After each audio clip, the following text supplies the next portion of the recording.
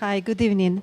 I asked Leo how should I introduce him, and he said, just tell a story how we met. So I'm going to tell you the story how we met and why he's here. So I believe everyone knows what is Maker's Fair, right? Every year we have 3 days of great display of inventions, crazy ideas, a lot of people who are just geeks in so many different areas, and they show off their inventions, their ideas, the new elements, and everything is new, everything is very interactive, attractive. So I'm going there every year. I love that show, I love that event. And it was just 2015, right? 2015, I'm walking around inside the big display place, and a lot of people showing off their technology, and I'm kind of leaning toward the corner because something really pulling me in. And I'm walking through the dark room, yes, and I see blinking lights, and I see pyramid, and I see people sitting inside the pyramid and meditating, and a huge line is standing next to that. The longest line in the house, and actually in the whole area. And I'm walking, who is the guy standing and displaying? Who is the guy? And basically I ask you, right, so just give me your card, I want to talk to you. So it was so attractive, it was so interesting. Only couple words that he told me that it's a quantum technology that basically bring awareness to people about consciousness. Immediately caught my attention, and I say, okay, we definitely need to talk. And then next thing, we meet in my office, and we start talking about quantum energy, about the research, about the innovative approach. And the most important thing that what was fascinating me, that it's completely different angle how to illustrate, show and tell, kind of advertise the idea of consciousness to people through entertainment, through very interactive, very attractive devices on shows, where a lot of people going and wandering around and get attracted by lighting, by the shapes, by the something cool, but that they cannot explain. And actually, later on, we spoke about that basically Leo asked many times that he told me many times people just come to the pyramid, come to display and say, okay, what is it? And Leo was surprised and say, well, you were standing for almost 2 hours in a line and you didn't know what you're waiting for. So that's how attractive it is. So I'm welcoming Leo. He's going to tell all the insights, and I'm not going to touch on that, but this is very interesting approach by all means, and I really love it that he finally joined FMBR, because I think it's a really good marriage. A really good marriage, very healthy marriage for FMBR and for all the idea that we try to bring. We want to bring more and more people, to bring to more people attention that it is important to know what is it consciousness, start to become deliberate co-creators, become mindful and happy, right? Yeah, so. Okay. I don't think I need that, I have it. Thank you. Do I need that? Or no? This is. All right, thank you, Irina. So, I'll explain a little bit about what this is, what we're looking at here, as well as little bit about my background before we get into the posters. But what the posters that you see on the wall were published by the Science and Non-Duality Conference, where I was an exhibitor in 2016. And so we're basically going to be going over those posters up here, discussing that. And then what you see up here, is everybody familiar with the pair projects and the REG? Yes, no? No, okay. So I'll get into that a little bit. But what we have up here is actually 10 plus 4, that's 14 visually available, what you can see, quantum computers all hooked up to a small LED. I'm going to pass this around. And then on this computer screen, we have another one right here. It's called a random event generator. This is what it looks like. I'm going to pass it around. And we're collecting data on it. So your consciousness, collective and individually, is actually having an effect on these lights and on this data. So we're conducting a live consciousness experiment as part of today's presentation. And when Irina mentioned where she met me, it was something similar. We were doing something similar at Maker Faire. We've done World's Fair, many other places. Our next event is going to be July 8th, the mini Maker Faire in Alameda, California. And so if you want to pass this around, just take a look at that. And the way I got into this was, I joined the Navy out of high school while I was still in high school, and went in as an engineer, working with their engineering. Not so great of a high school student, but really gravitated towards the Navy, and the boot camp did me a lot of good. Went on to engineering school. I was actually, because I went active duty 6 weeks after I turned 18, I was one of the youngest honor graduates in the history of my naval engineering school. Went on to report to my first ship in Japan, which I did really well there. And within the first year, I became the youngest and lowest ranking surface warfare specialist in the history of my ship. And I was just 20 years old, but I was qualified to basically operate and have a basic understanding of every single system on the ship: weapons, engineering, sonar, radar, all of that, all the different interrelated systems, and there's a lot of them. And so what I've created now is a platform I call biodynamic quantum computing. You're just seeing a piece of it here. There's a lot more that goes to it. But how I like to explain, when you take into account the entire system, the whole system, it's about as complex as the interrelated systems you would find in the Combat Information Center on a Navy warship. And part of those interrelations are the subtle effects of our consciousness and how that works.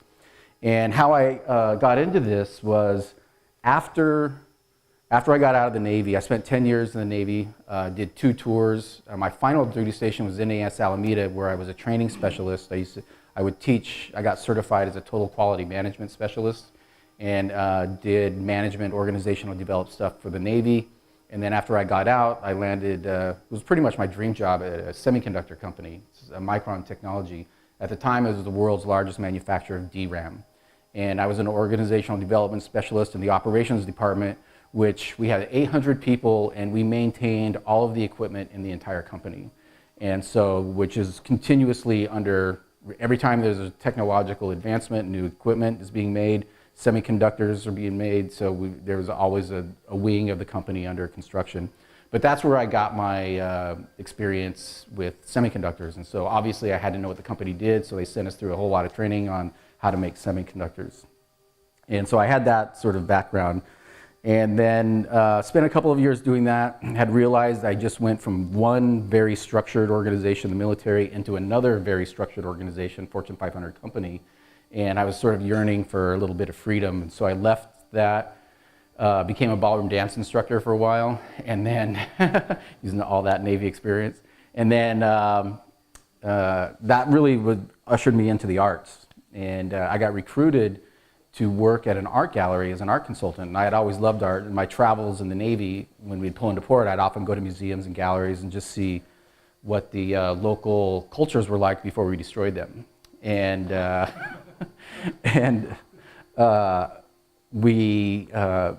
so when I got into the arts, did really well. I actually applied a lot of my military training into arts, and then within a few years I was a director at a very big art gallery. We sold millions of dollars of art every month.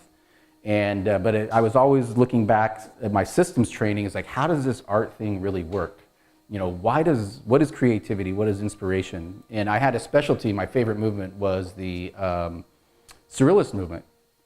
And I looked at that, and one day this guy comes into the gallery, and I wasn't there, but I was the manager of the gallery. I wasn't there, and he bought a work of art. It was of Einstein. It was like this pop art, Warhol-esque version of Einstein.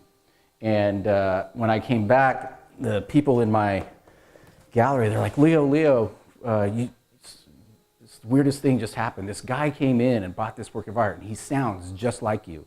You guys were talking exactly the same language. And I was like, what is, and his name was Leonard Schlein, and he wrote this book, Art and Physics. And he's a Bay Area doctor. I'm going to pass this around if you want to.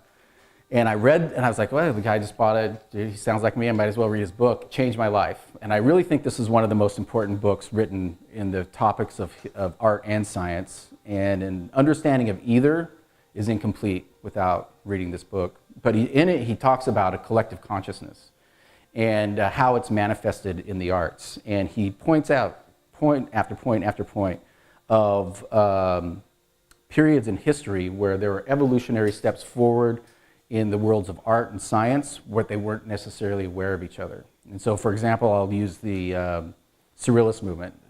When Einstein came up with relativity, what is that? Relativity is talking about time going backwards, the bendability, the malleability of time. Where do we see that in the art? Dali, melting watches, clocks, that kind of thing.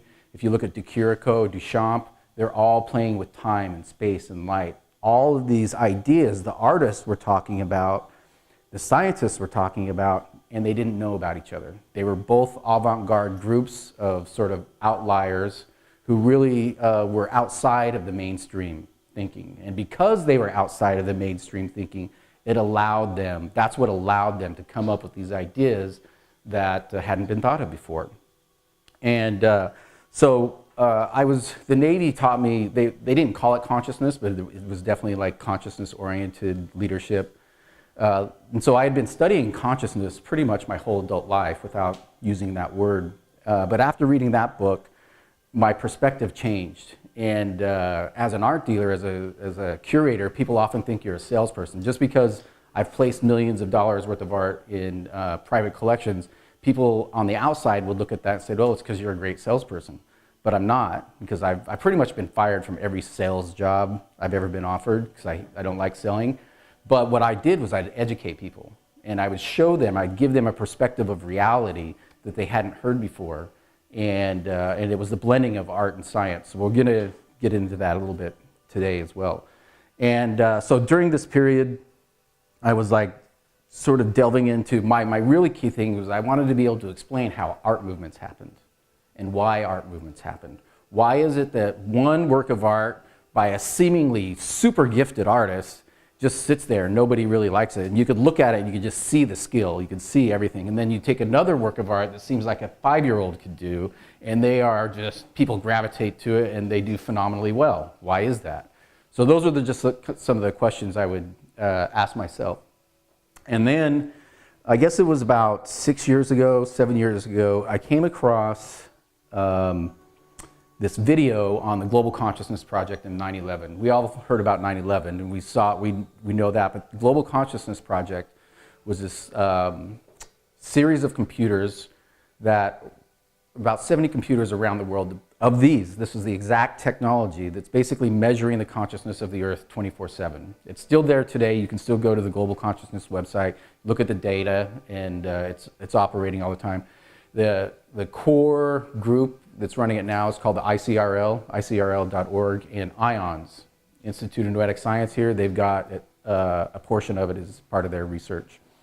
And I was looking at this weird thing, and it's like, well, 9/11 happened, and the readings started going off the scale, which is understandable, but they actually, when you looked at it, the data started showing up about 3 hours before the first building hit, or the first plane hit.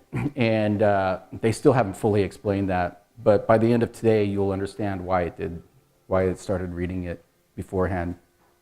And so that really caught my attention, you know, looking at that. And then I started delving into the technologies. Well, what is this technology, right? And I started delving into it. And on the Celeron, I can't remember exactly, Celeron or RCRL's website, they had an open call for citizen scientists. And I was like, wow, here's something I know about consciousness and computing. I know about both of those things. Let's see what they're looking for. And so I actually I got an REG and a couple of the lamps and started just conducting my own experiments. And a lot of the research, most of the research is really trying to prove that consciousness has an effect on this. And if you go to the ICRL's website, go into their publication section, there's probably close to 100 peer-reviewed white papers on this technology in particular. And so I looked at that. I did a strong look into the people that were behind it, including the founder of the ICRL, or not ICRL, IONS, which was Edgar Mitchell, US astronaut, former Navy pilot, very, very credible person. And so I said, hey, these aren't charlatans. They know there's something going on here. Even they don't fully know what it is. And so I looked at it and said, okay, consciousness has an effect on it, but what they didn't have is why. Exactly what and why these behave the way they do. So when the nature of my research, a lot of their research was controlled experiments and proving that consciousness has an effect on it. And they would use you see the word psychic phenomena or psychic communication used in conjunction with this quite a bit. But I set out for something completely different, and that was to explain or understand why these behave the way they do. So the model that I've created, the posters here, and what we're going to talk about today is the model that explains why these behave the way they do. And because I was into the arts, I chose to do most of my experiments. I've done over 400 experiments at art events or art-related things. I made a few tactical errors at the beginning, and I took this stuff to science events, and it was basically people would just stand in line to argue with me, you know. and so I was like, this isn't working, and so I pretty much done exclusively art events. That's how Irina and I met, people from the Maker Faire and everything. And there's another reason too, is like art events is where coherence is more likely to happen, you know, versus let's say a political event where there's opposition, or a sports event where one person has a positive experience is another person's negative experience. But at an art event, you have a chance of cohesion, coherence, and people are generally open to new ideas at art events. And so for about 3 years, I had a studio at American Steel Studios in West Oakland, 8,000 square foot gallery. We had monthly shows and then interspersed with bigger events. And all of the, I'm not going to get into the data summary today, but all of the experiments I've done are uploaded into the Celeron's community board. And so they're all backed up and we can look at them. And one of the things I was looking for were data spikes and long-term trends. And we'll get into exactly what those mean as we move along. Are there any questions before I get started into the posters? Yes? Actually, I had a question about 9/11. Besides the fact that it resonated with some type of different energy for a few hours, how about after it was over? What was going on with computers then? And how about the next day when people started to critically think about what really happened? Was there any type of change? You know, the only thing that really comes to mind was the immediate things right before, and it did taper off afterwards, a few hours. I didn't look at the few days, but those are still online. You can go down and download the data and look at it. But I looked at it and I didn't recall anything after the first several hours. Yeah. But the mysterious thing is, again, is that the few hours beforehand, why would that happen? That's a pretty interesting question to ask. And so let's go into the first poster, and these will be up afterwards. Also, if you do have a question, feel free to answer it, and then afterwards I'm going to be here until there's nobody else here. So if we have to go to Denny's and get a table and talk, that's fine. That's fine. Well, I'm here all night. Okay, so when I went into this, I actually had a radio show where I talk about philosophy, art, and science on the radio. And so it's kind of difficult to talk about art when you're not looking at it, or science when you don't have. But so I'd often talk in metaphors, and there's speculative science, and then I can't even remember exactly how it got started, but I started using metaphors to explain alternative versions of certain speculations. Particularly, there's one about the multiple universe. You know, what the multiverse description. This is M theory's reference to that. And I was like, well, I could come up with a better explanation than that. And when I started explaining it and coming up with metaphors, the metaphor's like, wait a minute, that would actually work. The data would actually work that way. So one thing led to another, and it's like, wow, this actually is a closed loop theory on how consciousness works. So the core elements that we'll address today: M theory, the double slit experiment, relativity, and then here we have the quantum tunneling here. So, whoops. So the double slit experiment. We're not going to spend a whole lot of time on these. I'm assuming most people here have some foundation in this stuff, but these are easily researched topics, tons of information out there. The one thing I'd like to say about the double slit experiment, the first one was done over 200 years ago by a scientist named Young. And they were using candles and mirrors and looking at the weird way light reflects. And so this double slit experiment is now a cornerstone in physics teaching. You know, every university probably in the country has a double slit experiment set up, and they all teach it. And because it sort of illustrates the dualistic nature of light, can act as both a particle and a wave. And what is quantum physics? A quanta is basically a massless wave packet of energy. Are we losing the mic? Let me see here. Is it a battery? Okay, a quanta is a massless wave packet of energy that comes from the sun. So from my perspective, when we're talking about quantum physics, it's really the study of light and how it reacts in different environments. And got it? Okay. And there we go. So keep in mind the dualistic nature of time or of light, as it can act as a particle or wave, depending on what. But again, one of the key elements of this, it's 200 years old. It's not fully understood. It's still being explained today. So when we're talking about advanced quantum technologies, I'm not standing here as a complete authority with all of the answers. It's an area obviously still under study and investigation.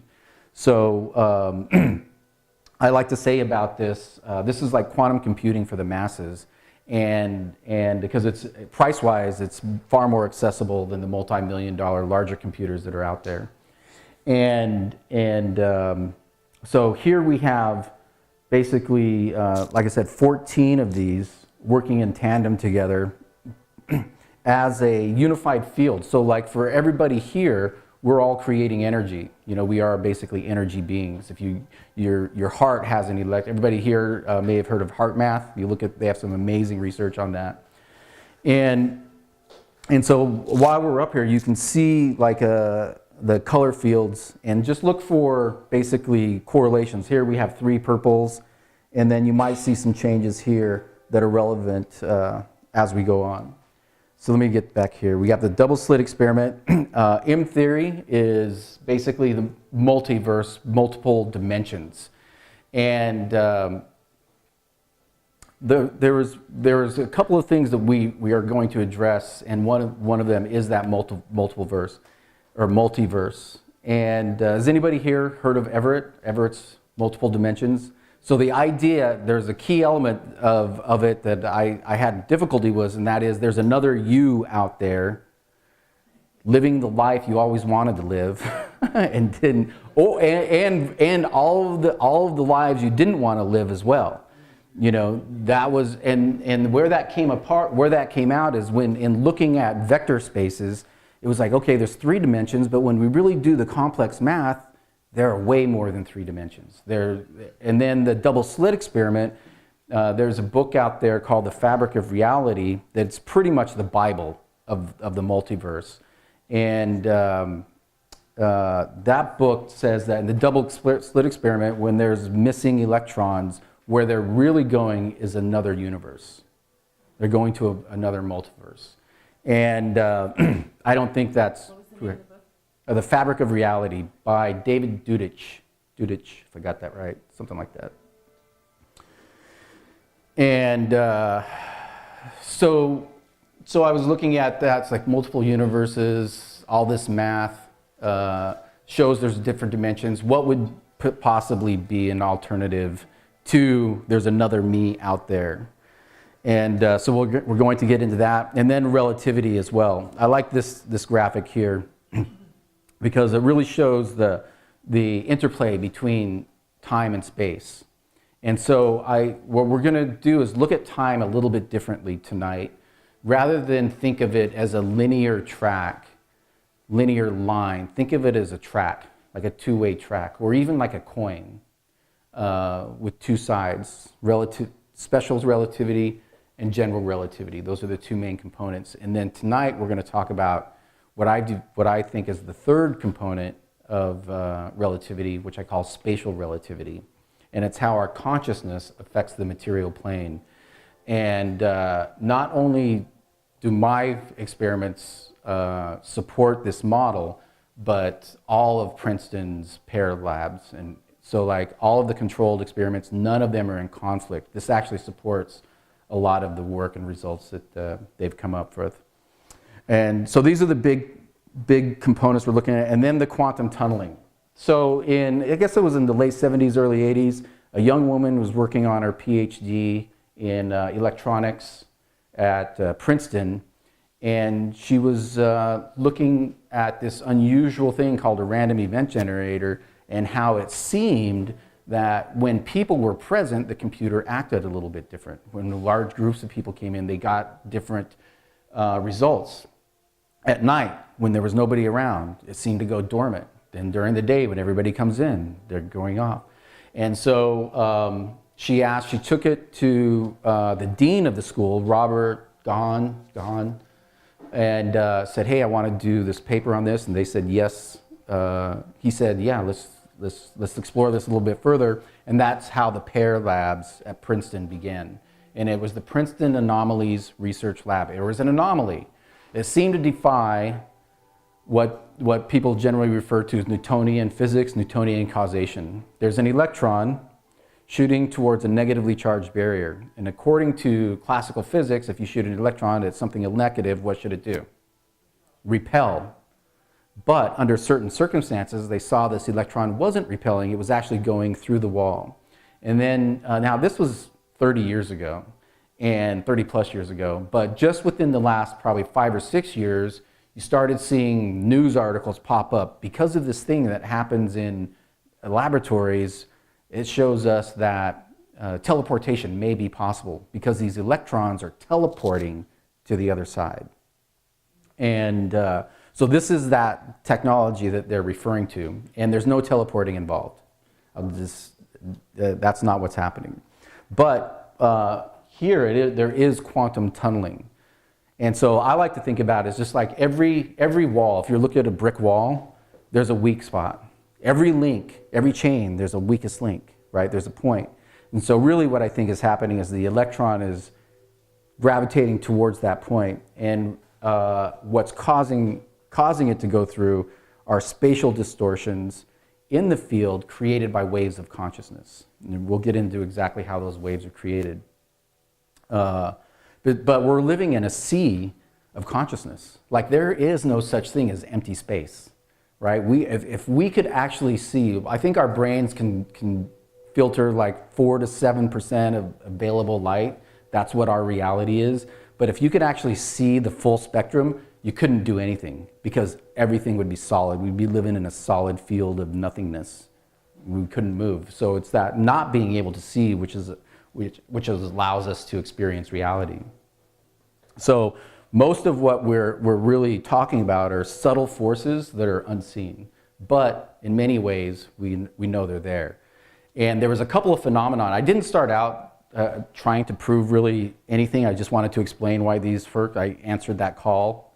And but there was a couple of things it does. So has anybody ever been entangled with somebody, had a strong relationship with them, and then maybe you haven't seen them in a while, and you're thinking about sending them a message, you're going to email them or text them or something, and then boom, out of the blue, they contact you. Show of hands, how many times does that happen? Okay, so that's a phenomenon that happens to most people on a fairly regular basis. And if you talk to a materialist, they're going to use what? Oh, that's a coincidence, that's nothing, right? That's just, you're not imagining, you're not thinking of all the times you thought of people and they didn't happen.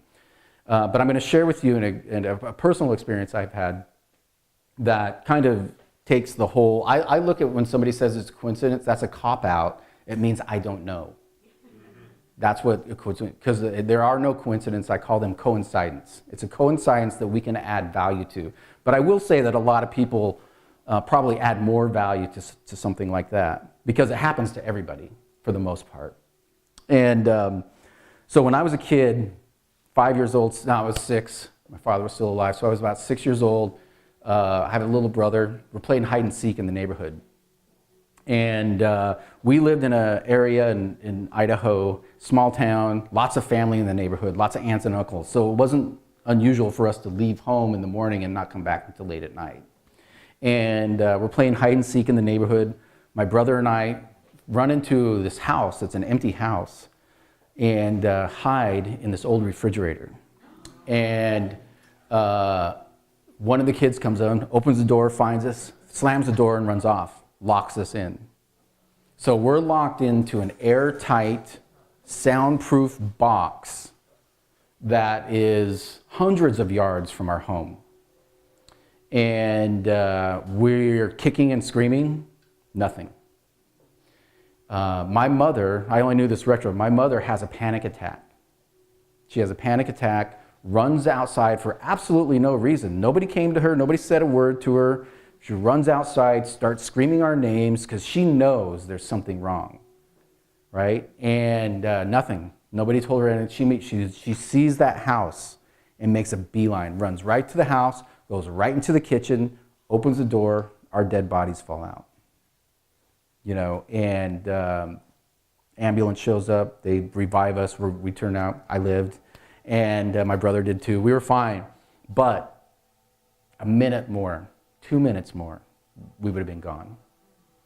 Now, there was no reason. So there is nothing. So I grew up not with this dogmatic view of what was possible. I grew up thinking, don't lie to mom because she knows, right? She just knows what's going down. So and we knew that there was some communication, even though we didn't understand how it worked. There was some type of non-local communication going on. And Hans Berger, who was the inventor of the EEG. If you're interested in this stuff, you should definitely look into his life. Hans Berger, which some of it is actually, I'm going to pass this book around too, Entangled Minds by Dean Radin. This book, Dean Radin is one of the chief scientists, or he is the chief scientist at IONS. And this is detailed explanation of how this technology works in the history. So you can pass this around. But I think it's chapter 2 or 3 goes into Hans Berger. He had a similar experience. He was in the army and he had a near-death experience. Now this was before telephones or email. This was like World War I. And apparently like a cannon broke loose and it was headed towards him and it nearly killed him, but he lived. And he gets this telegram the next day from his sister, "Are you okay? I had this horrible dream that there's something terrible." And she described it. And he was just like, that's impossible for that to be a coincidence. We're not even in the same country. There's no reason for her to know that. So he knew there, and he was a medical doctor. He was a family practitioner. And so he actually started thinking, well, it has to be something to do with the brain, and there's probably waves. Because at this time, they were talking, radio was just, people were starting to talk about wireless technologies. So he started literally doing experiments, human experiments, putting electrodes under people's skins, and he came up with the EEG.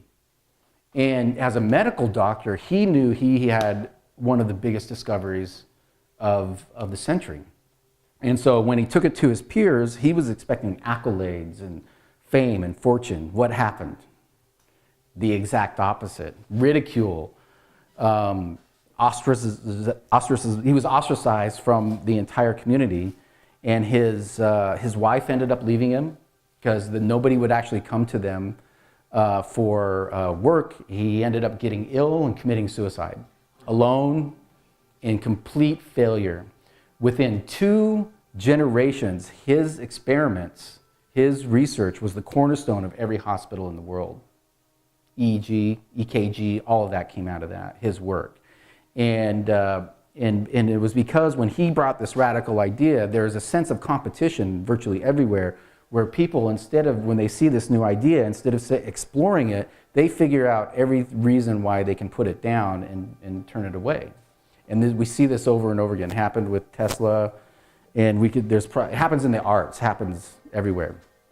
And so this technology has experienced the same thing, same kind of response from general academia. And it's like our brains can't affect that because there's so much negative stigma associated with this non-local, non-verbal communication. And so hopefully, as a foundation, we can all come together and sort of demystify it. And that's one of the areas of my work. And that's why I haven't submitted a paper for publication. There's a number of reasons for that. But talking about stuff on the radio is pretty cool.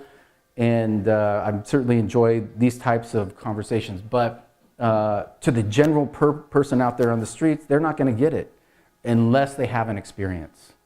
So when we have this 8-foot tall pyramid as one of our installations. We induce meditative states. We have these lights. And people have such an awesome time at it. They're like, wow, this is so cool. They're open to new ideas. They have an experience. What they want to know is, why is this happening? What is it about? And because we can offer the experience, they're much more open-minded to possibilities coming out of it. Okay, so we covered those. So let's get into time and a couple of paradoxes that we looked at here. So I'm gonna address the bottom of this first, and then we're gonna get into the time. Multiple dimensions in time. So the multiple dimensions. We have all these vector spaces that seem infinite. There's an infinite number of possibilities, right? But what does infinite really mean? That just means there's a bunch of data we don't fully understand yet. And there's this Zeno's paradox. Zeno was a philosopher who I think it was 5th century BC, when the zeros and the concept of zero and infinity were just coming into popular discussion and working their way into mathematics. And he said, well, if there's such thing as infinity, the tortoise and the hare myth came out of this as well. And that was like, let's say you had a rule to where if you wanted to reach that wall, but you had a rule that you could only take half a step there. You only go halfway there each step. Technically, you would never get there because you could always splice that dimension, that length in half. Until now we have the Planck length.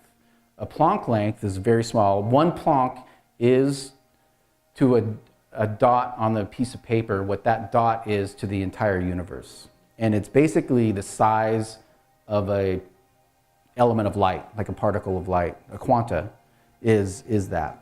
So there's nothing smaller. You can't divide a Planck in half. There's no such thing as a half Planck. There's just one.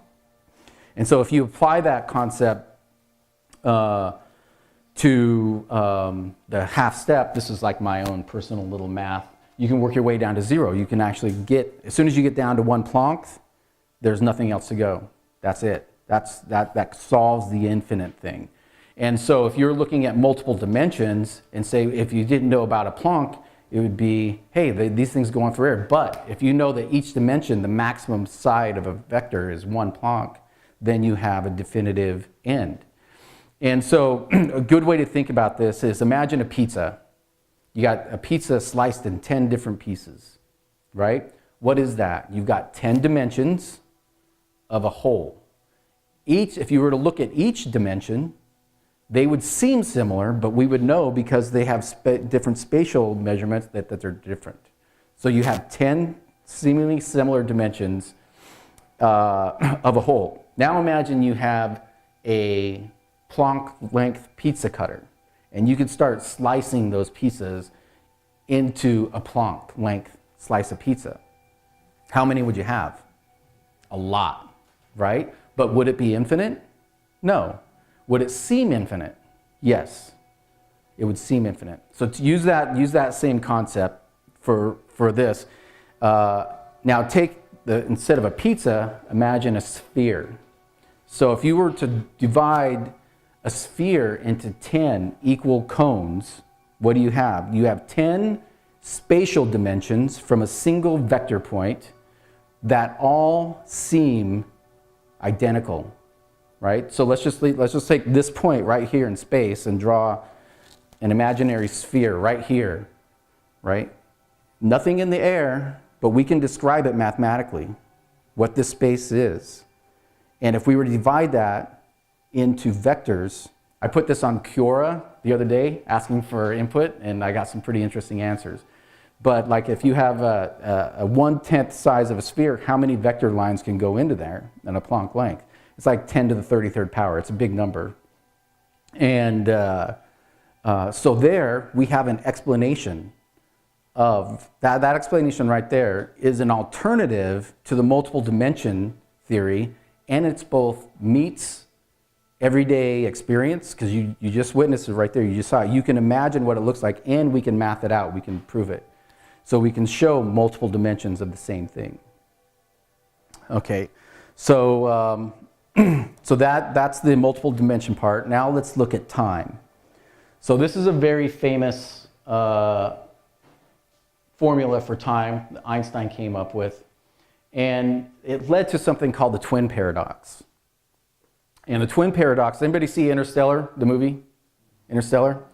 Okay, great movie, loved it. And I write sci-fi stuff, and I think it's really important to take speculative ideas and put them in a story, because that leads to real stuff, right? But we have to, as scientists and as just rational human beings, we have to be able to draw a line between speculation and real testable models. And what we saw in that movie was speculation presented as fact. And the speculation is if you have two twins, in the movie it was it was a daughter and a father.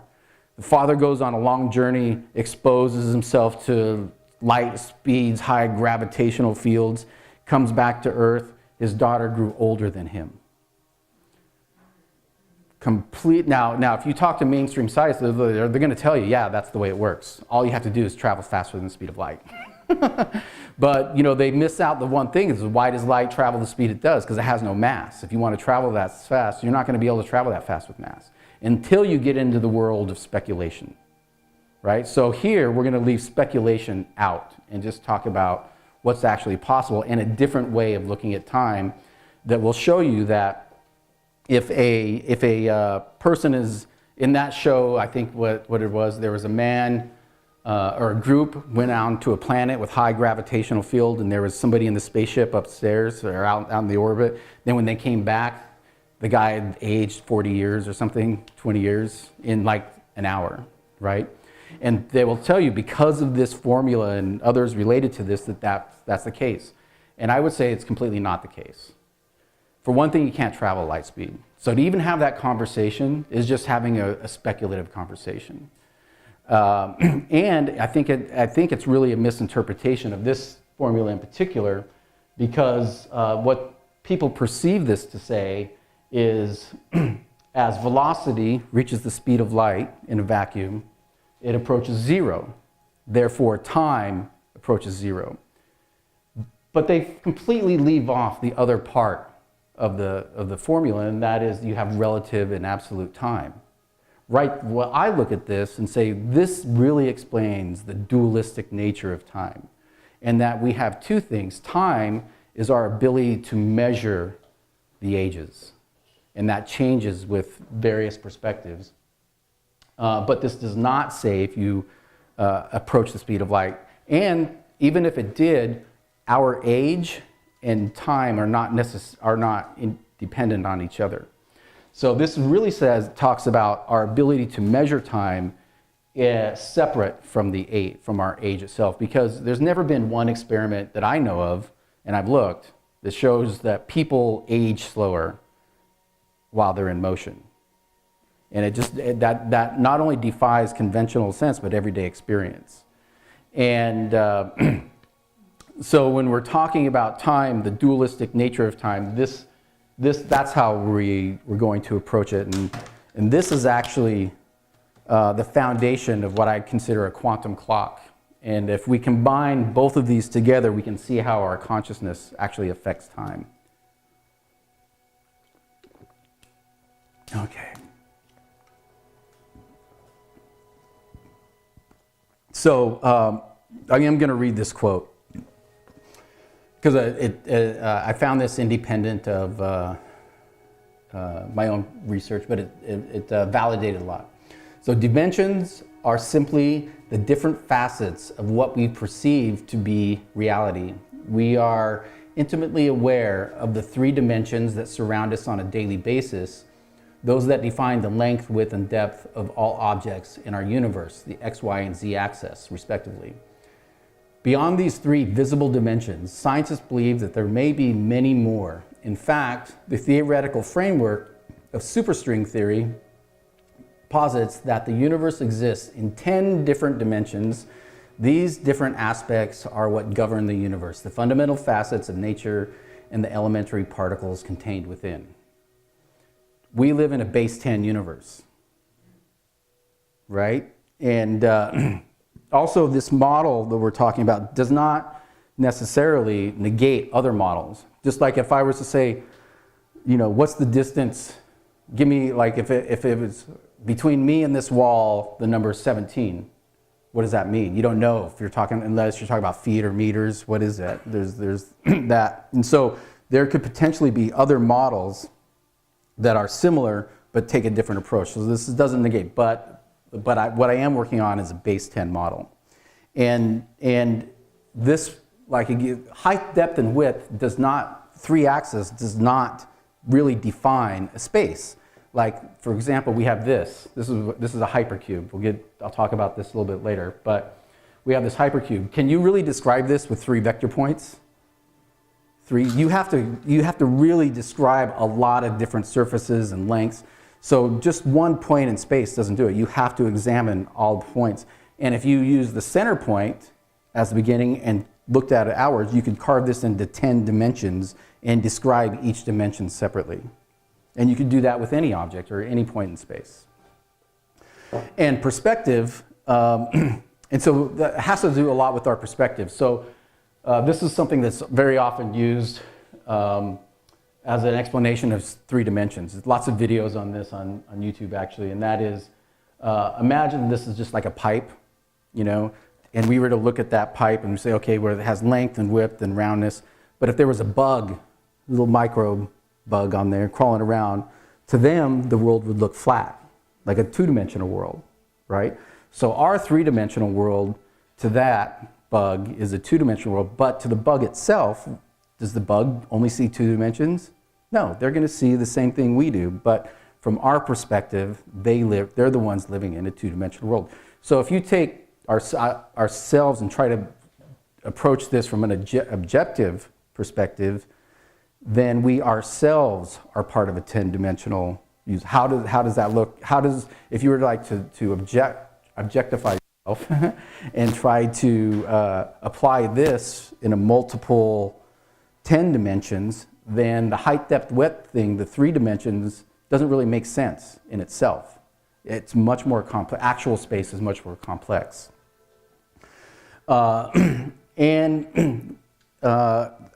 Over on this other side, consciousness. So imagine you're standing in the center of the pyramid, or this triangle, and you've got this energy around you.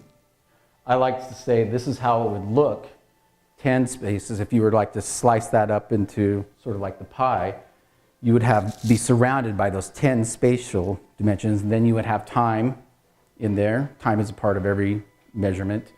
And then consciousness, where does that fly in? So this is a visual way of looking at this theory of consciousness. 10 dimensions plus time and consciousness.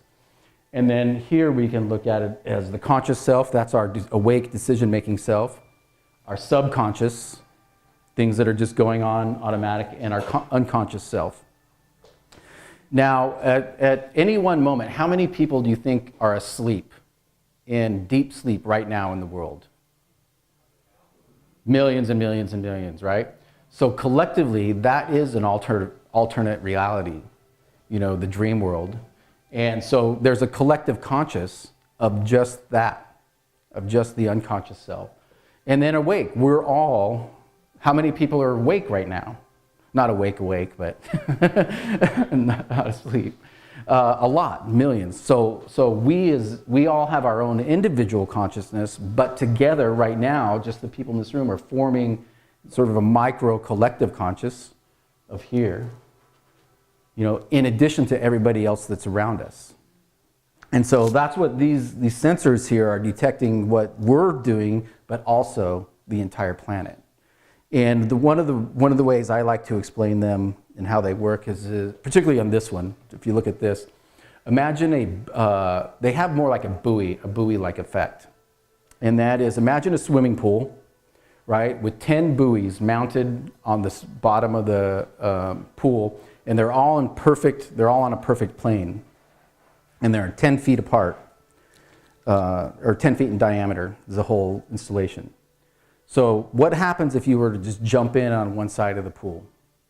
You would see a wave-like effect, go on waves with stuff, and you would see sort of waves come across, just like we see in this, right?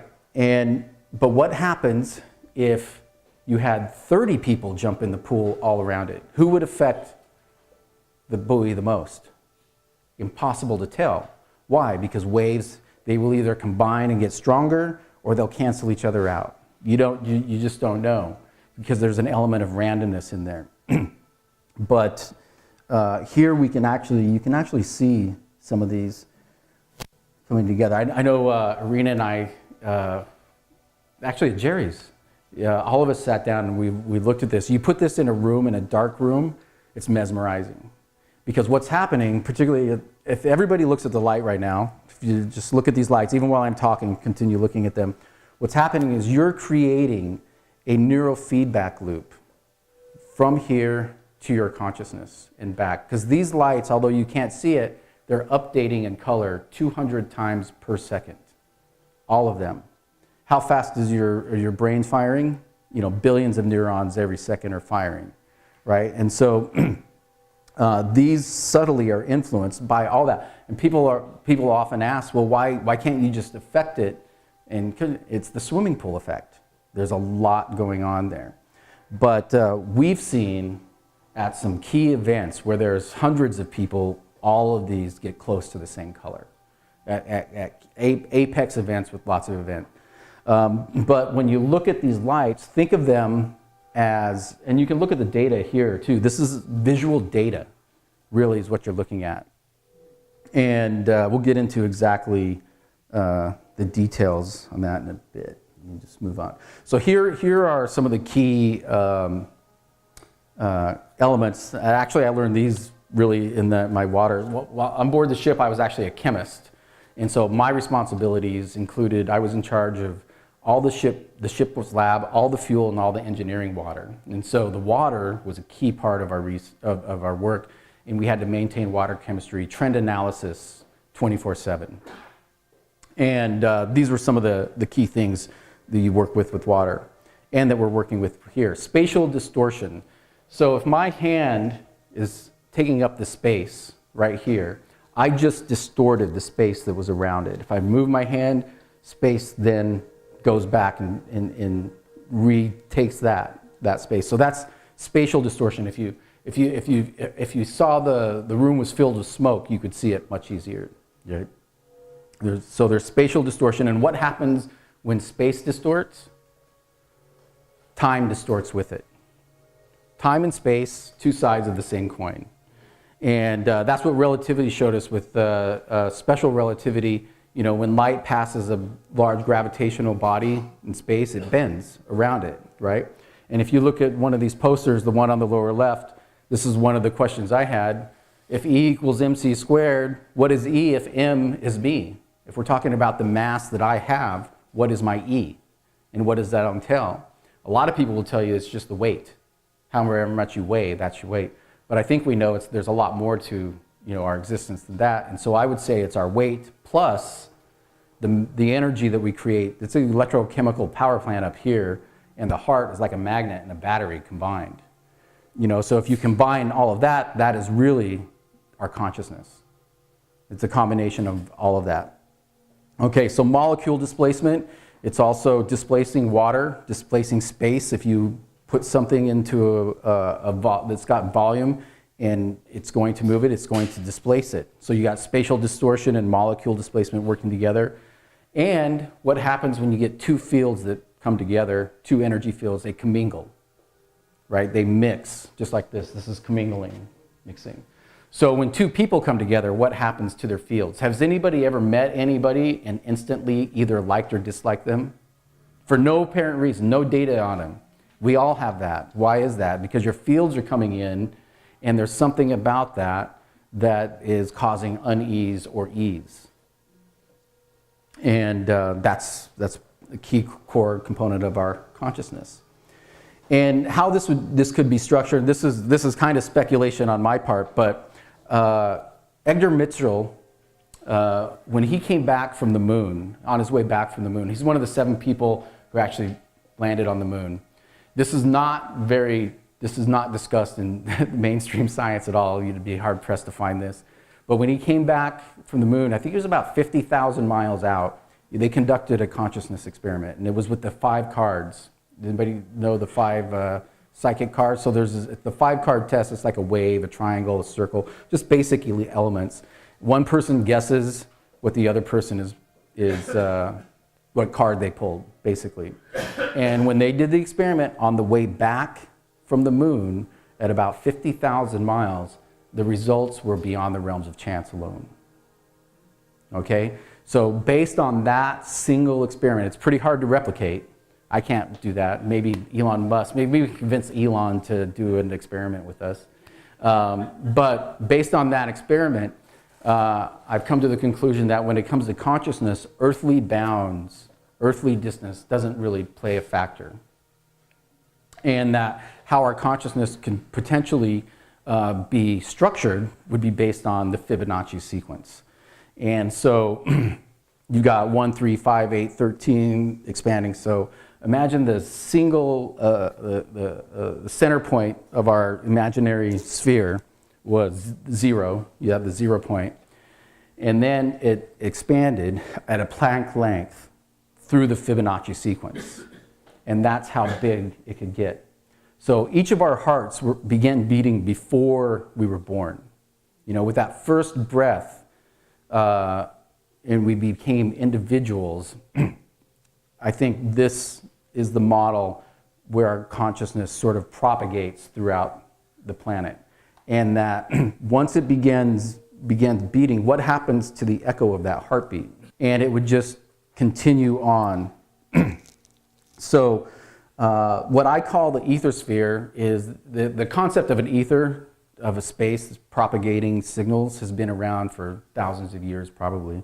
And I'm just building upon that. And so what I call the ether sphere is the sphere we create with our consciousness, the power of our consciousness. We have an individual, again, it's the heart that just starts to beat and continues beating. And then we have this, basically our own individual field based on the moon experiment. I believe it covers the entire planet. So part of our atmosphere is actually the combined energy of all life force, which I can, with a team of mathematicians, we could actually model that out exactly on how that would look mathematically. And so the heart is a big part of it. There's actually, there's the vagus nerve that connects the brain and the heart. And so how I believe this propagates, and you can look at this. Does anybody know who Leonard Susskind is? Leonard, he's one of my favorite physicists. He's got like 135 videos on, he's a Stanford physicist, And he's got all of his lectures, a lot of them on YouTube. So I've watched them all. I've watched all of his stuff on quantum physics and everything related to this, looking for something that would disagree, looking for something that would show that I'm on the, and I've yet to find anything. And, so the phrase that I like to use that describes this is, we talked about the vector spaces. It's every time our heart beats, what basically happens is it encodes the synaptic signature at that very moment, right? And in the Navy, I learned about something called signal waves and carrier waves. So you have a strong wave that's traveling, and there's a signal embedded within that strong wave. The signal wave itself is too weak to carry. So, and if you look at the research at HeartMath, you'll see that the electrochemical little power plant that we have going on here, if you were to actually measure it, it's pretty weak, signal-wise, right? Because this is where the information is. But the heartbeat is easy to measure. And even with some of the regular everyday technologies out there, they can measure 15, 20 feet away a person, their electromagnetic signature. So what I believe and what my research has shown, and it actually happened with this. I was trying to solve a problem I couldn't remember, I was grappling with, and it instantly came to me, boom, like that moment, that epiphany. And then the minute that happened, I looked down here and there was a huge data spike. There's a huge data spike. It's like, well, what could have caused that? And the only thing that was really powerful enough in there is really the heart. The heart's the only thing that was really powerful enough to affect that. So what I summarized some of this into a phrase I call anthromurmuration. Now, we know how you've seen birds and fish swarm, right? That's called murmuration. And if you were to ask evolutionary biologists 10, 20, 30 years ago about murmuration, they would tell you that it's peripheral vision that the birds sense, and it's just, they can't think that fast. It's not peripheral vision, and that theory has been disproven already. It's not. And there's an internal biological mechanism that connects those birds and those fish together, where they know, because they're moving in two synchronous movements to be one after the other. They're in dance. And consciousness, I think, is a lot like dancing. You know, I used to, when I taught dance, a lot of people would say that they wouldn't want to dance because they wouldn't want to follow. I just don't like following. But really, when you have two people dancing together, you have two people doing their own dance at the same time, and they exchange. One person leads, one person follows, and it's kind of a back and forth. Consciousness is kind of the same thing, particularly in groups of people. And so when we are dancing together consciously, we create coherence. So if you look at this poster up here, this poster, this explains how anthromurmuration can be structured visually. And so this is an example. You meet somebody, you just gel with them for whatever reason. What does that do with your signals, your heartbeats? Your heart's a signal. You're creating a coherence. Those signals are going to become stronger. Versus somebody you don't gel with, your signals bounce off each other. And sometimes that changes. I mean, I've met people where I had an initial bad reaction, then after I got to know them, realized they weren't monsters, and we got along fine. You know, so that kind of stuff can happen, and that is the commingling. So commingling isn't that can have some direct interaction does affect that as well. And then you get a large group of people, like we have a small group here. All of our heartbeats are beating. So imagine if you could see these waves propagating, because it's when I say propagating through abstract vector spaces, it's because it's abstract, it's because it's going all around us. Most likely from the solar plexus outwards and small behind us, but it's out and all around us. Probably weaker up there, it's more strong right in front of us. But it's still there, it's still all around us. And yes, question? As you're presenting all of this section, And is there some way or potential that you see how this might be, I mean, that's what I'd love to see, this globally, that this could happen to unify the state of being that we all are going through? Yes, absolutely, absolutely. And I think in some respects, if we go back to the global consciousness and the 9/11 thing, that we saw it happen right there. The whole world came together and was looking at the same thing, right? Who didn't, without a TV, wasn't glued to their TV during that period of time? And so what was happening? We were all having a shared experience. And this is speculation, but I would imagine if everybody was wearing a heart monitor during that period of time, we would have seen heartbeats start to synchronize. Anybody seen the metronome experiment? You take like a 10 by 10 grid of metronomes, start moving them, they're eventually going to start syncing together. Right? Question? Yeah, Leo, in that group thing, the question is that happening? Is there like a lead energy that kind of sets the pace, and then you get a parasympathetic vibration? I think, yeah, there's absolutely, and it occurs in every environment where there's people. You know, I think it occurs with plants and animals, but we're reserving our discussion for people. But yeah, I think in any position, I'll give you an example of where this worked, where we saw this. This was at the SAND conference, the Science and Non-Duality conference. Goes over the course of a weekend in San Jose, and on Saturday night's the party night, right? And they have this big, the year I'm talking about in particular, had a big performance, bolero, really super sexy, people in outfits, and there's a love story and roses and all this stuff. And there's about 200 people, 150 people outside in the courtyard, and there was some singing, and the performance reached a crescendo where the entire audience was just complete silence, and they was just on the edge. And you could hear a pin drop, and we looked over at this. 9 of the colors were just bright purple. 9. Never seen all of them, right? But it took that kind of power, that kind of coherence to cause this to react like that. And we've seen it multiple times. We've seen it at 4 or 5 times to do these at these big events.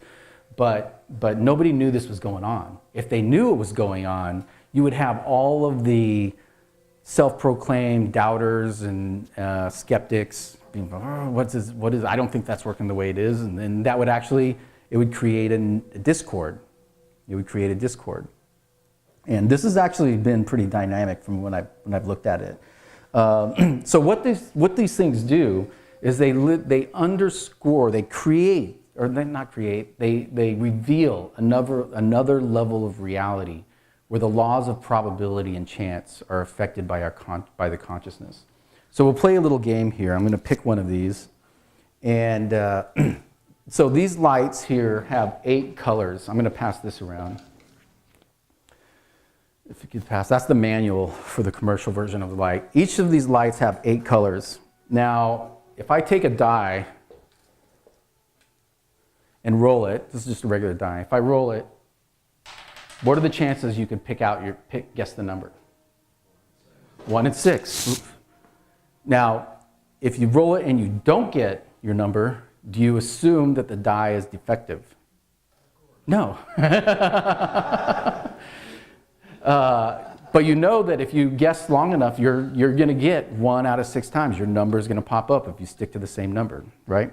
So this is a light. Let me do this. That has 8 colors, right? So when I plug this back in, it's going to cycle through 3 colors, red, green, and blue, and land on a 4th color. The 4th color is affected by our consciousness. Now there are 8 colors. What are the chances you can guess your color? If you were going to guess the color, so instead of like rolling a die with 6 numbers, we're rolling a light with 8 colors. 1 and 8? Who says 1 and 8? It's anything but 1 and 8.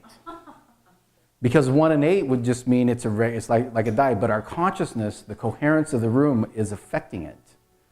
So it's anything but 1 and 8. It could be higher depending on the coherence of the room, could be lower. Pardon me? Because your consciousness is the variable that is different than the die. Your consciousness doesn't really affect the die. Oops. We got purple. You have to let that sit for a bit, and we're going to address that as we go. But if your consciousness affects it, it's a little bit different than just rolling the die.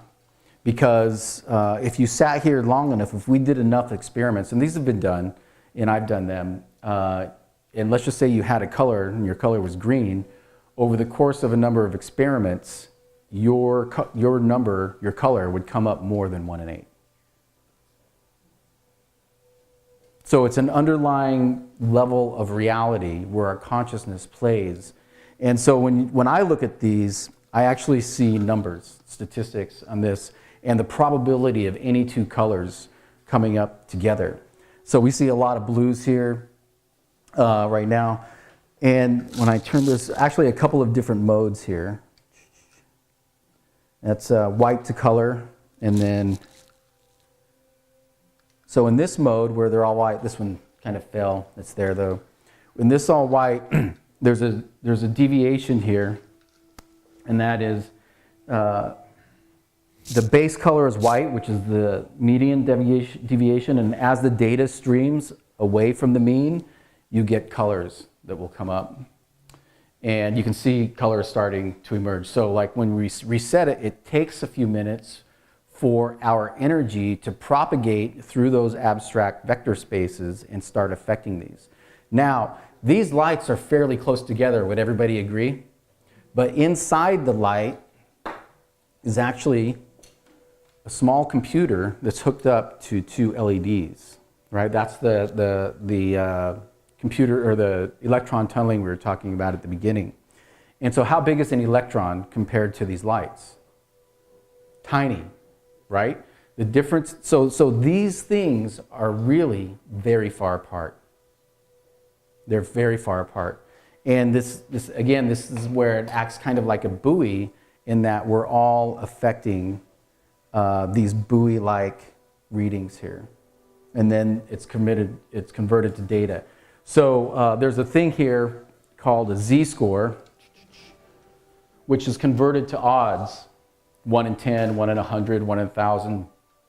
And so when I look at this, I look at potentially what are the odds of any of these colors coming up together. And this is an area I think that's probably the most exciting, is being able to take all of this and actually combine them into a unified software platform so we can see all of these. Because if you get 9 or all 10 lit up, I mean, the odds would be astronomical of that happening. And then it would graduation up until every light, there's a different, I guess you could say, probability of it turning any one color. So like what I just did, and I turn it on to turn off, it's the same as taking that die and rolling 5 dice at the same time, or 10. And it's pretty exciting to think about what you could actually do, because this is the form, and I think this is, I'm really excited about this, the future of this, and that is, this is potentially a foundation of a form of AI. Because we're affecting it with our consciousness, and we can take these signals and send them to various pieces of equipment and make them do things. And there's some unexplored areas, and this is kind of speculation on my part, is the benefits of this. I live with these in my living space all the time. And so I think what's happening when I'm there is that I'm in a continuous flow state. My mind is constantly being adjusted and readjusted, moving into a flow state with these propagating in my space, and it probably has a beneficial health effect on it. And where I see this going in the future, this right here, this might look kind of familiar. This is just a lighting control. I'm a level 2 radio raw programmer, which is a Lutron program. Lutron is one of the biggest lighting companies in the world. This can control up to 100 home controllers, light switches, various appliances. And these, we could potentially cross-connect these and create in your home natural spaces that are enhanced flow states, enhanced neuroplasticity. So imagine, like I've had alpha waves. You hear that sound in the background? Those are alpha frequencies, right? And so imagine you had a home where you could have this lighting, all of the lighting, combined with your regular direct lighting, the white light, and you had a natural flow state. You had actually a home where there was continuous and continuous modulation with your consciousness, moving you towards a desired flow state. And you could plug these in, cross-connect them with traditional lighting technology. You wouldn't lose anything and you would gain a lot. Imagine if you just came home and your house modulated to yourself. It knew that you needed more light, you needed this sound, you needed that sound. You could program it with an app to basically mold itself to you and your family. Somebody had a question? Did you see? Nope. Okay. We won't get into those thought experiments. And here's an example of what longer-term data trends look like. A little too difficult to read the specific experiments, but I'll just point out this one right here. This was one of the first experiments I did with a group of conscious, like a meetup conscious, and it was held at Lumosity's headquarters, right? And Lumosity is the brain game app, and I was there as just an observer. I set up my gear. I was just doing a little experiment back in the corner. Nobody knew I was there. Nobody knew who I was or what I was doing. And we see this gradation term. But I was asked by somebody that worked with the group to at the end of the event, they had this thing called a lightning round where anybody could get up and talk for a minute or 2 minutes about what they were doing. And so I got up at the very end of the event. There's a group of about 100 people, and just gave my talk. And then we came back, and it was literally the moment that I told everybody I'm conducting an experiment, and that's where the equipment is, off the scales. We saw this. And so how I see this affecting it is that you have a coherence. You bring people together in a positive environment, their heartbeats are gonna start synchronizing. And then if you've ever, and you know the power of a heartbeat, anybody ever listen to a stethoscope? It's pretty powerful, right? Boom, boom, boom. So that's all going on right now. And so as those waves commingle and as they combine and grow in coherence, it basically moves that field that's sitting all into a particular direction. That's the coherence, and that's what we see here. Markers for various events. One of these, I think it was this one, was an 8-hour event where we had a sculpture, and there was probably 8,000 people there throughout the day, and all 8,000 basically walked by our sculpture and looked at it and interacted with it. And so we see this continuous trend moving, and we see it over and over again throughout the experiments that we conduct. And there's enough of them, combined with all the research that Pear's done as well, to show that, again, this model about the heart beating, propagating, that's what's affecting it. And we see it in lots of different experiments that we've done. Again, this is just a small sample of them. There's over 400. If you go to our Facebook page, there's a bunch of the key experiments we've done are on the fan page. There's just one section of just screenshots. And yeah, this is some of the stuff. Yeah, you can't really read this right now, but it's basically where I see this being used first. Art galleries, places where people go for these type of experience, and they're open-minded. Art galleries, meditation studios, yoga studios. But it could be applied to any environment. I think it'd be beneficial in corporate environments, any place. But particularly, I think it'll be first adopted by quiet rooms. You know, corporations have quiet rooms, meditation rooms. That's the ideal place for it. And I could see this becoming a utility where people demand it as well. Because I don't know, I'm sure there's a lot of people here that meditate, but if I go too long without it, it becomes like a need. It's like a hunger. And it's a nutrient. It's a nutrient for the body. And so I think this is nutritional light. And yeah, I think that kind of covers the core components of it. Again, Einstein said this a long time ago, and he's like, if you can't, I think it's in the post, one of the posters, you can't explain it to a 6-year-old, you don't understand it yourself, right? And he also said something along the lines of, if in order for a theory to be true, a systemic theory to be true, it has to be simple and elegant. And this is actually a very simple and elegant way of thinking about consciousness that is both testable and complements the everyday human experience. Nobody can argue that the heartbeat is real. And the stuff that all of heart math's research also supports this. And where I think I'm excited about the FMBR and what we're talking about is I would consider myself now primarily an inventor. And I call it entertainment, because we do entrainment at entertaining environments like Maker Faire and other things. But we have a series of inventions. One of them is this, the hypercube. Imagine this as a large light sculpture sitting in the corner of a room. It's hooked up to the internet, so all the data is coming out. And instead of 10 lights, there's 9 lights on every surface, which means 270 lights that are interfacing with your consciousness and can be cross-connected with the regular computer, right? It would be a toy, not a toy exactly, but it would be a device that you could have in a room where it would be continuously exercising your mind. So this is one of the computers I'd like to see. Another is a home version of our pyramid, and that would basically help you achieve meditative states, among other things. And then this, as I said, there's an element of time here.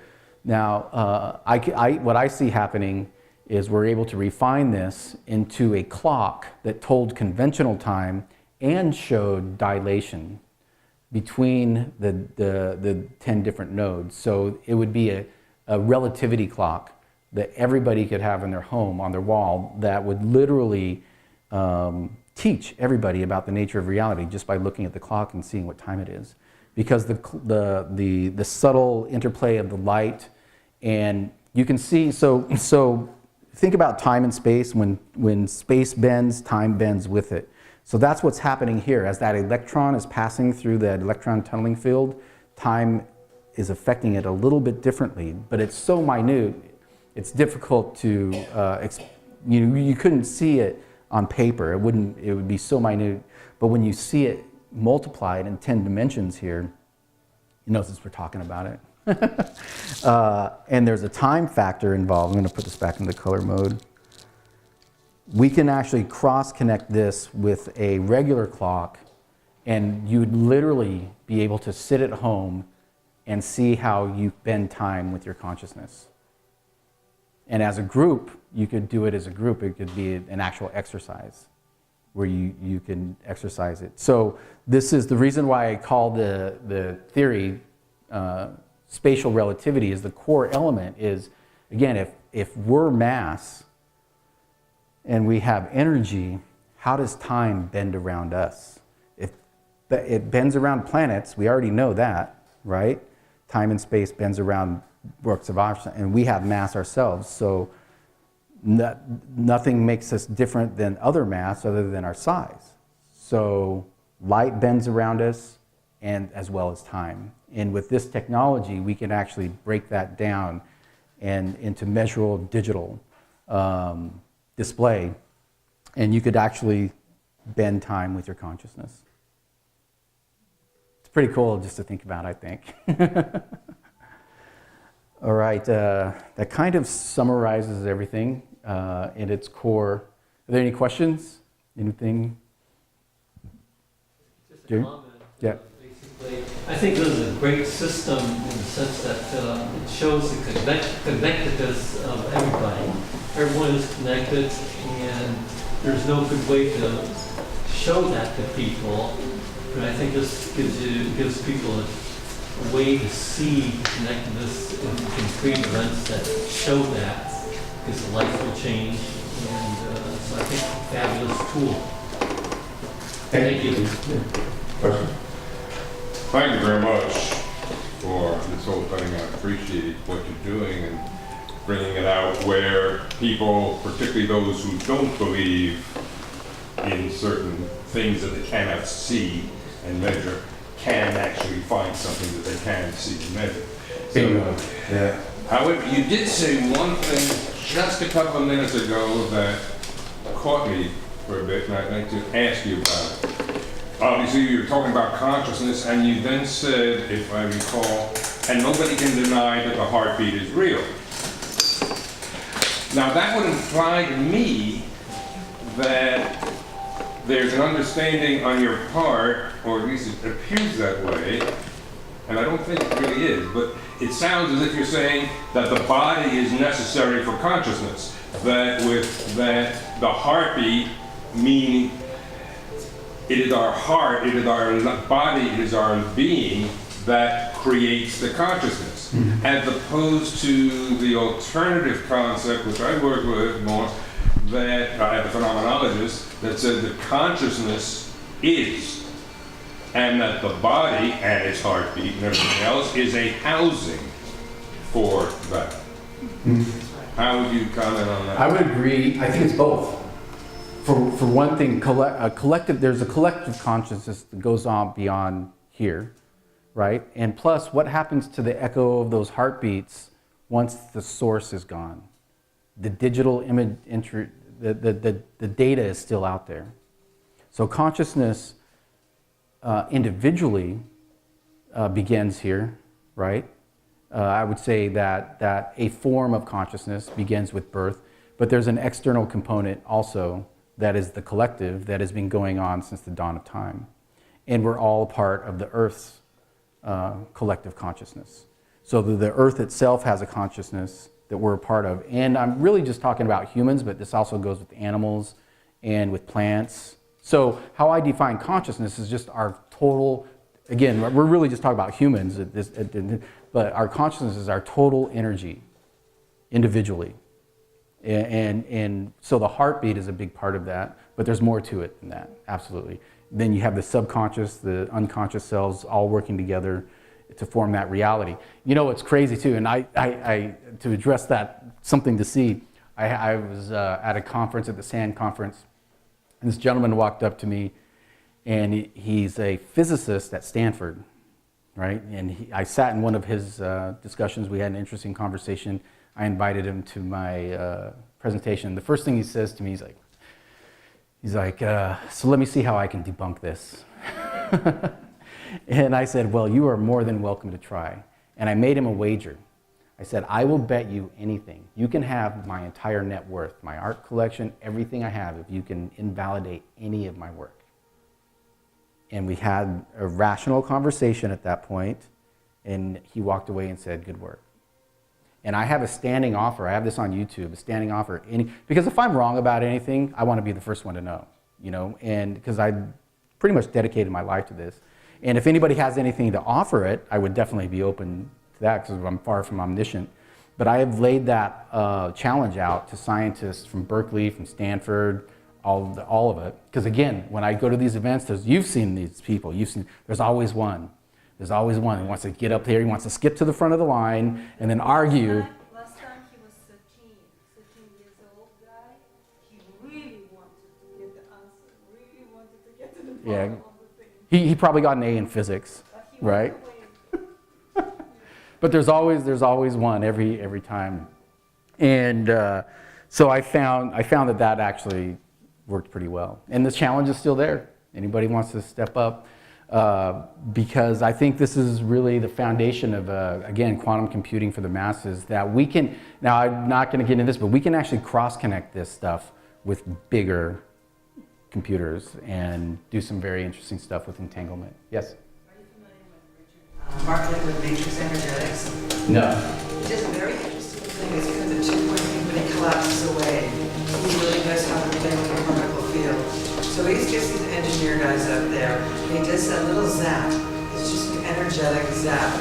You could actually do it on a proxy. And those guys go down, their whole world, their paradigm is so scrambled, Yeah. they don't know what happened. But he collapsed a wave, which means anything can be possible. But this guy is a cosmic clown. He's awesome. You should check out Richard Bartlett from Matrix Energetics.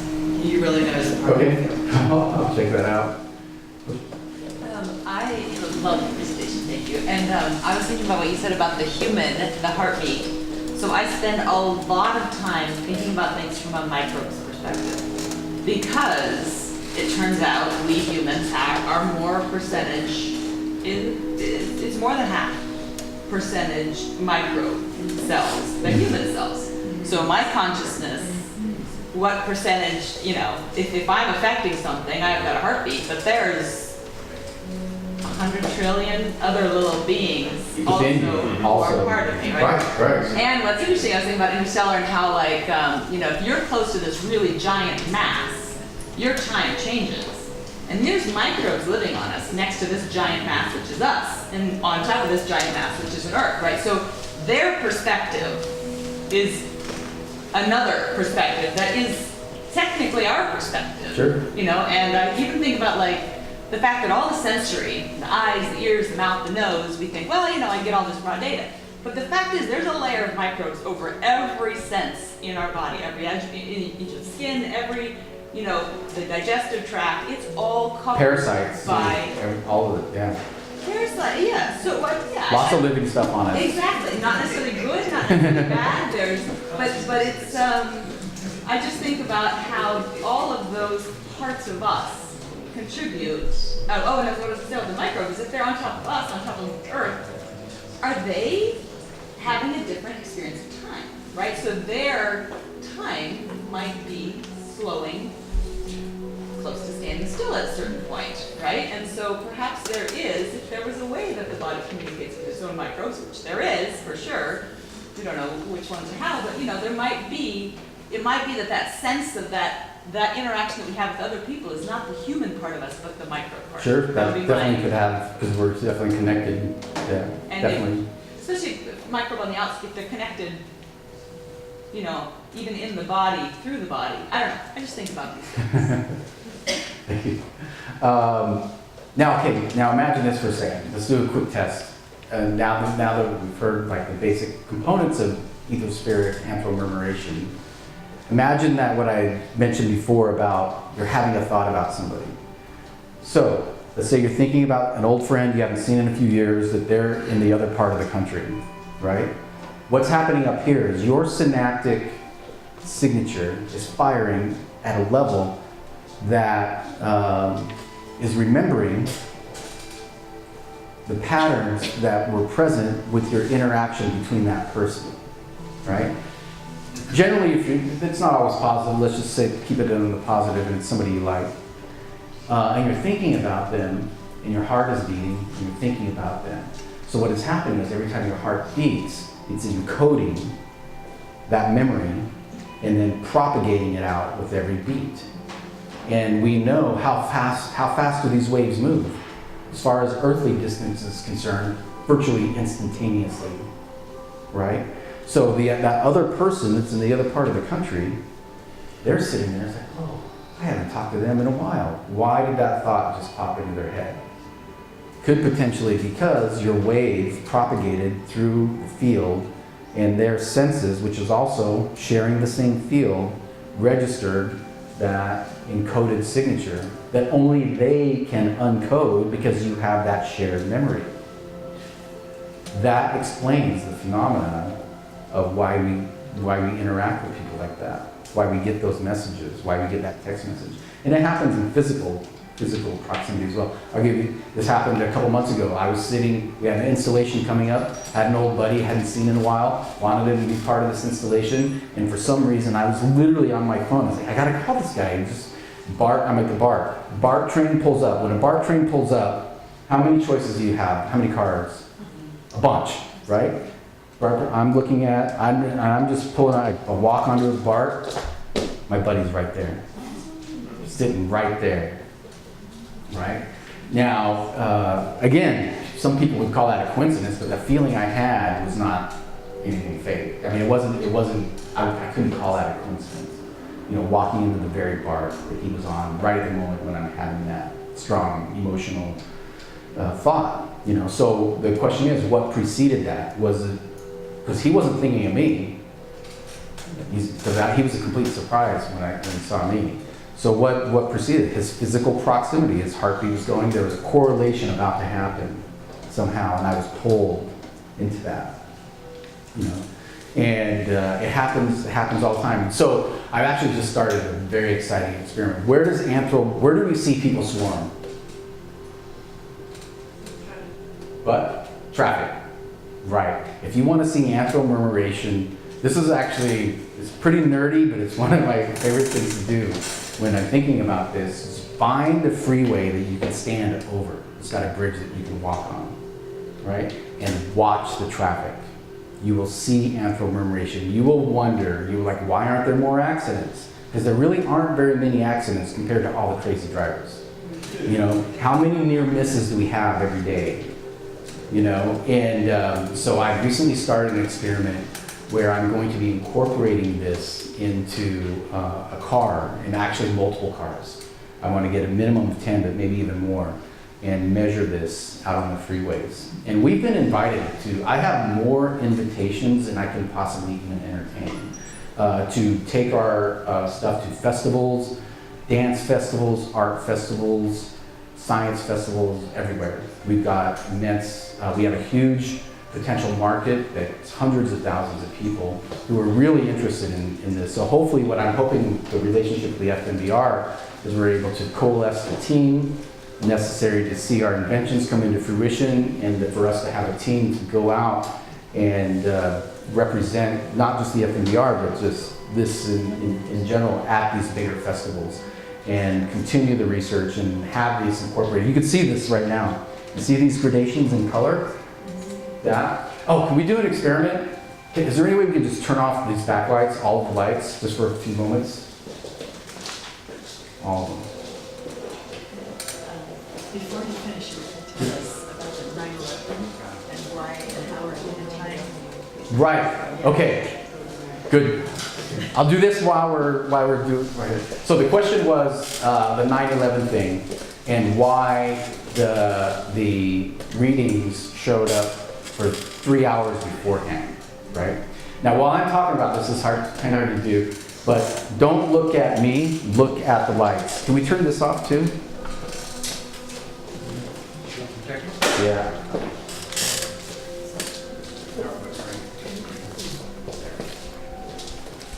Thank you. This will be more powerful. So when 9/11 hit, again, it was understandable why the readings went off, but for about 3 hours beforehand. Now, without getting into the speculation of who did 9/11, we'll just go with somebody did it, and a bunch of people knew about it. Okay? So, the reading started going off about 3 hours beforehand, but think for a moment of all the people that knew it was going to happen. Every single one of them had a heartbeat, right? And so they knew what was coming, and has anybody ever been around anybody that's been really afraid or really happy? It's contagious, right? You can feel that energy coming off of people sometimes. It's so powerful. So imagine you're part of a mastermind group that is about to implode these buildings, and you know the whole world is watching. That's why they did them apart. The first building was going to get their attention. The second one was to pull it all together. So before it happened, everybody that was involved had their heartbeats propagating through abstract vector spaces into everybody, and everybody that they knew was sensing that. And so there was a global cascading effect of what was about to happen. Because as I said at the very beginning, there is no such thing as empty space. We're surrounded by energies. Some we can see with various technologies, others we can't. That is why. So there's a continuous field around us all. And the people that pulled that off began, those 3 hours beforehand was the collective energy of everybody that was involved in that, and everybody they knew secondarily, tangentially. Well, also when the people on the flights Started reacting, then right. you get the psychic shout out that is. And it was a feedback loop. Yeah, It was a feedback loop. Also then it's working, and that's a whole nother level. Yep. Yeah. So does that explain? Yeah. And again, so some people call it retroactive causation, and that's the same phenomenon that exists when I mentioned the double slit experiment. It's been studied for 200 years. There's still some amazing things they don't get it. One of the things they don't get is that under certain circumstances, when they don't collect the data, or whether they do collect the data after the fact, affects the signal, affects what it does. And I started thinking, well, how is that? And the only thing I can look at is, well, it's a continuous field.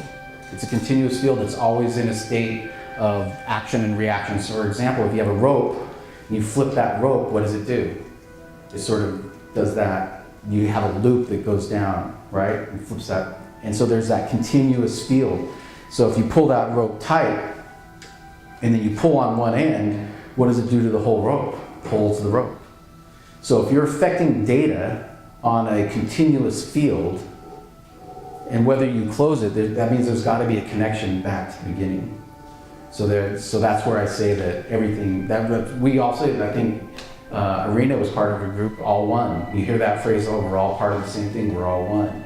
That's how it works, and that one unifying thing that keeps us together, among others, is the heartbeat, is our hearts.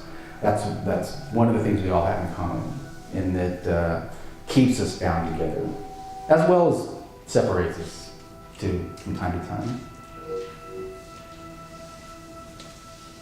The last installation we did was different. We had this sitting in the middle of a pyramid, and then people were sitting on either side of it. And generally, they elected to face each other. So they faced each other, and they were wearing glasses and a headset. We were in induced meditative states, and we noticed this was like 3 days, just 10 minutes. Every 10 minutes, there was a person in it, and we noticed almost without exception, the minute 2 different people sat in, we saw a modulation occur here, and then it stayed there for the most part, stayed consistent while the 2 people were in there. And they would get out, it would go random, 2 people would sit in, they would get their own color pattern. We saw twins, we had a couple of twins come through, and it was really, really amazing what the twins did. And so hopefully we'll coming out of this tonight, we sort of sparked. As I said, I'm far from omniscient. There's still a lot of stuff here to study, but I think hopefully we'll spark a new level of interest in this that will propel us into an exciting future where we understand how our consciousness and the way our consciousness affects the material plane is built into our everyday experience. But you see these gradations here, slight gradations. The probability of those happening, it's pretty significant. And hopefully we'll be able to, maybe next time we do this or in one of our future installations, we'll have a stronger digital display that will show you, translate this into numbers for you. But we could actually do an experiment where I'm going to turn this on. Let's see. Let's pick a color. Somebody pick a color. Well, I heard somebody say orange. That was the first color. So let's go with orange, just because that was the first one I heard. So everybody, since there's no orange in the room, really, close your eyes and imagine a giant orange. And coming out of that giant orange is an orange car. And you're sitting in the orange car, and the entire back seat of the orange car is full of oranges. And you're traveling down a freeway, and on either side of the freeway are orange fields. Fields of orange trees. There's oranges everywhere. And as you're driving, at the end of the freeway, you just see a swimming pool. The swimming pool's full of oranges. And you're driving along, and then you drive right into the swimming pool full of oranges. So you're in an orange car. You're in an orange car, surrounded by oranges, floating into an orange swimming pool. Just think about that for a second. So what these do is they're not reading your mind, they're detecting spatial distortions at the electron level. You got a red there. And what the research, what I've researched has shown is that when you begin to feel the color, this is just responding to that. And I often use the phrase, it's like a mood ring, except with quantum computers.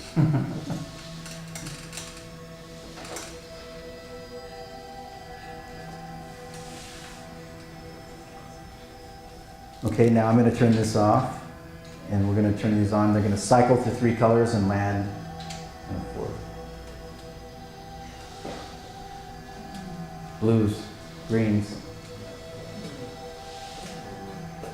So the fact that even to get 5 at the same time is pretty significant. You got 1 orange. So that's just an example of some of the experiments you can do. We didn't get all oranges here. We got something else. Prove they're athletics fans instead of Giants fans. So you're saying that because we all did it together, we were imagining orange, but the fact is, we all did something together, showed up. Well, I mean, you see it consistent right now. You can see 5 that are the same color. Yeah. So there's a color complementary going on. You see that? Can we do it again? Sure. I did a little separate experiment. I've been doing it all night. I've been dowsing what color will come up next. I drew a chart with all the different colors that are there. And every time you did one of these little things, I dowsed to see what color will be next. And I probably, I'm about 6 out of 7, correct? Wow.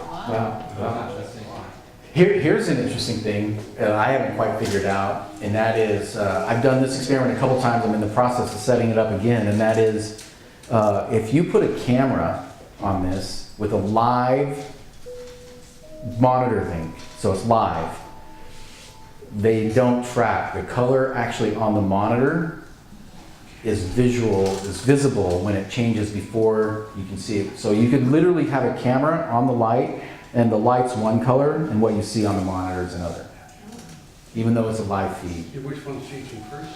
What you see on the monitor changes first. I haven't quite figured that one out yet. And yeah, look at this actually. This is really strong and consistent. I dowsed green, but it come out all. See, this is why we didn't get orange. I said, I dowsed it said green. Yeah. It knows.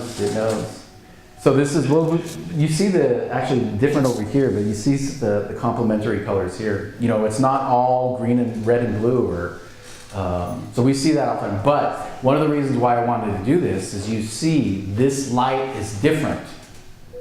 When you see this light, when it's filtered through all this stuff, it means one thing, but when you turn it off and see this, it's like a magnet. I've taken this lights to events where nobody knew why I was there or anything about the lights, and invariably somebody would come up to me and say, what's going on with the light? There's something different about that light. You know, and it's, you probably won't experience this tonight because maybe it only happens with me because I've been around it for so long. But when I actually sit and concentrate and meditate on the lights and they change, I can feel, even if I'm not trying to affect it consciously, I can feel the change. You can literally, this is light that you can feel, it's like in here, you can feel it change. So you're settling into the same field that it's reacting to in your body? Oh yeah, definitely. And I've found one of the best ways actually to affect them individually is because think about intention, and let's just assume for a second the heartbeat thing is right. How do you create intention and how do you direct that? One of the ways, thoughts, but another just with your vision. If you're looking at something, you're creating a stronger feedback loop than if you're just thinking of it. So I found the best way to actually feel these lights is in the white mode, just to pick a light and just stare at it and try not to move away from it. And you can, yeah, you can definitely feel it. Definitely feel it. I personally think these should be everywhere. This should be incorporated into all home lighting systems. And I think that we have the ability, that the technologies that are available today for us to do that. And in an accessible way. Because if you look at the home retrofit and new construction market, if we had lighting that would be incorporated into homes, they're spending the money anyway. They're going to do it anyway. Why not get the latest, greatest, coolest thing that's actually a benefit? And most of the home electric lights are cycling at 50, 60 times per second.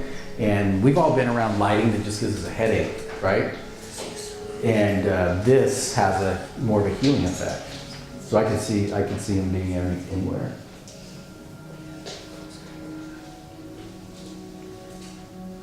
All right, well, that was a fun experiment. Any other questions? Yes? Go ahead, Kurt. I had a question. Back in the old days, they used to think that the small, if you cut something down to the smallest, it was now. And that held for a long time, but now we know we put it out on the side. And then you've mentioned quanta and Planck's constant. Planck's constant, you say it can't actually be any further small. It's correct. As small as you get. So, unlike infinity, which you never can solve infinity, I always say, you can say a number and I'll say infinity plus 2 or something. Right.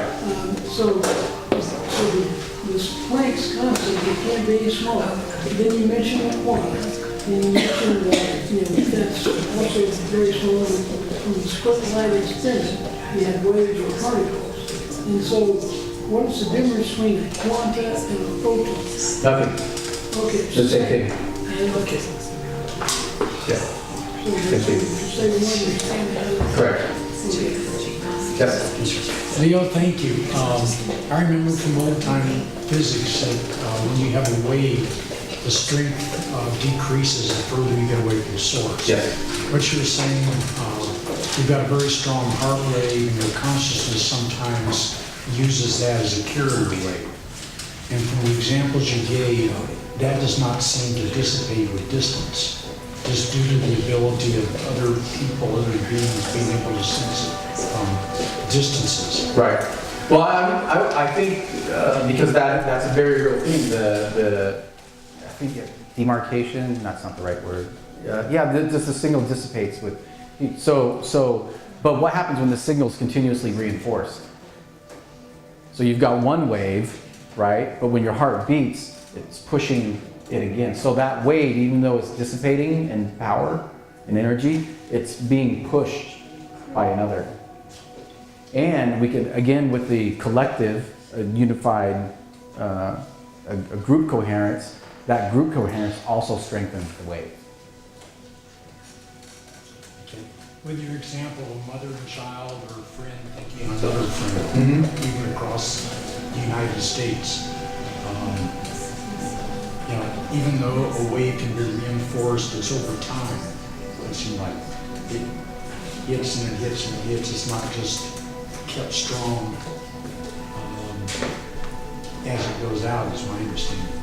I welcome your comment. Yeah, I would say that it does both, because each wave is going to dissipate in power while simultaneously being reinforced with each heartbeat. And so you're going to get individual, each wave will go. But what happens when the wave, now I haven't worked all this out, but what happens when the let's say you're on the top of the earth and your signal comes down to the bottom and they meet? I think the field just gets stronger.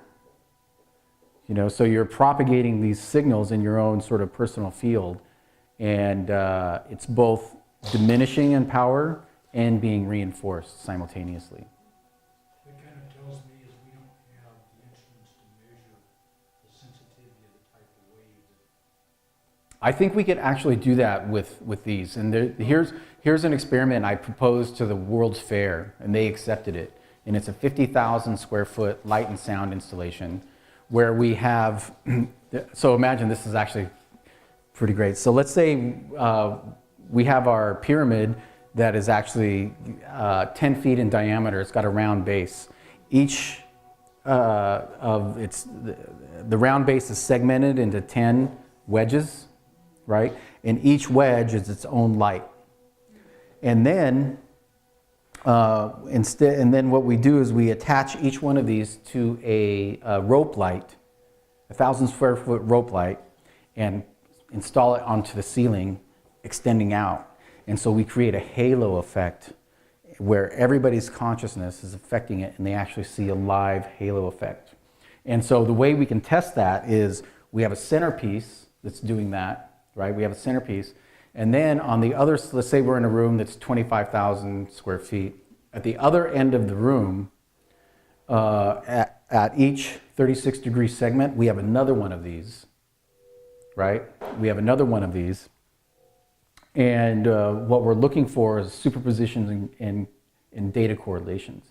So we could actually see if we saw a data correlation happening between here and there that was time, you could actually measure the time between the two, and you could do it with different distances. For example, I was offered to do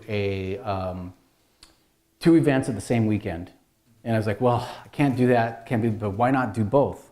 You could actually do an entanglement experiment where we had one set up in Mexico, was one of the other one in New York City. Now what happens if you had two completely independent experiments going on with an entangled group? I think you would see correlations between the two. And you could measure the different, when the correlations happen, the time distance between the two. So it's possible, but that's an excellent area of inquiry to go in there. I personally think that as far as our everyday experience, earthly distances don't really play a role. As far as, I mean, we can measure them and stuff, but it's pretty much instantaneous. Yeah, how long would it take a sound wave to circle the Earth? Pretty quick. Somebody else have a question? No?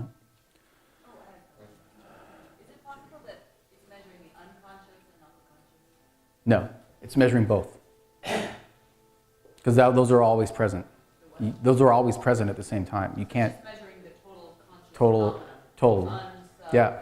Matter of fact, you know, when this is home tonight, and I've got this set up in my living space, you're all dreaming, you could be having an effect on this. Because you're all now entangled with this. Absolutely. Are those posters available on your website? Yes, you can download these posters for free. There's a link on our website, and if you Google my name, Leo Madrid, it's on academia.edu. They're there for free as well. Yeah. And if anybody wants to join us, or if you ever have any questions or comments, you can contact us through the website. Their flyers are on the thing. So thank you very much.